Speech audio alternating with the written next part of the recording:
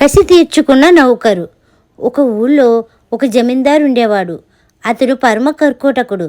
అతను తన వెంట అన్ని చోట్లకు ఒక నౌకరును తీసుకెళ్తూ ఉండేవాడు. ఆ నౌకరును జమీందారు అతి దుర్మార్గంగా హింసిస్తూ ఉండేవాడు. ఏదో వంక పెట్టి ఆ నౌకరు తల మీద చర్చి చావుకొడుతూ ఉండేవాడు. ఒకసారి ఆ జమీందారు గుర్రమెక్కి పొరుగురికి బయలుదేరాడు. జమీందారులాగే గుర్రం కూడా బాగా పుష్టిగా ఉండేది. జమీందారు నౌకరుకు మాత్రం ఒక బక్క చిక్కిన గుర్రం ఇచ్చాడు.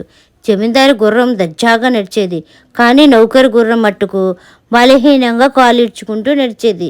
వెళ్ళిన పని ముగించుకొని ఇద్దరు గుర్రాలెక్కి ఇంటిదారి పట్టారు.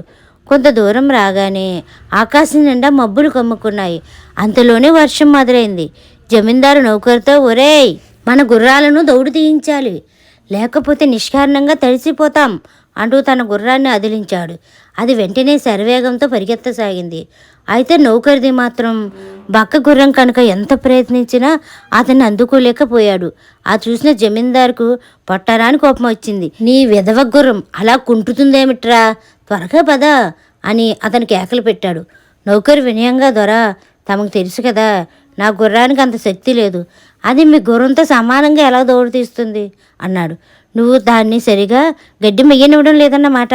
తప్పు నీదైతే గుర్రం గురించి ఫిర్యాదు చేస్తావేమిటి అంటే జమీందారు యథాప్రకారం నౌకరు నెత్తిన ఒక చరుచు చెరిచాడు.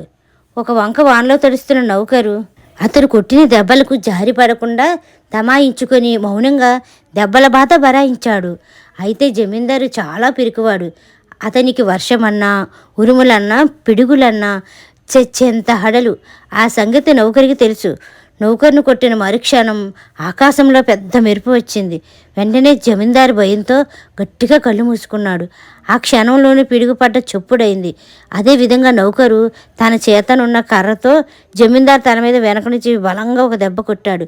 కళ్ళు మూసుకున్న జమీందారు అది పిడుగుపాటే అనుకుని కళ్ళు తెరవకుండా తన ముఖాన్ని గుర్రపు జూల్లో దాచుకున్నాడు. ఇక అక్కడి నుంచి మెరుపుల పిడుగుల తాకిడి కొనసాగింది.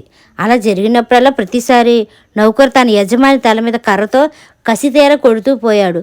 చివరకు జమీందారు సృహ తప్పి గుర్రం పైనుంచి కిందకి పడిపోయాడు.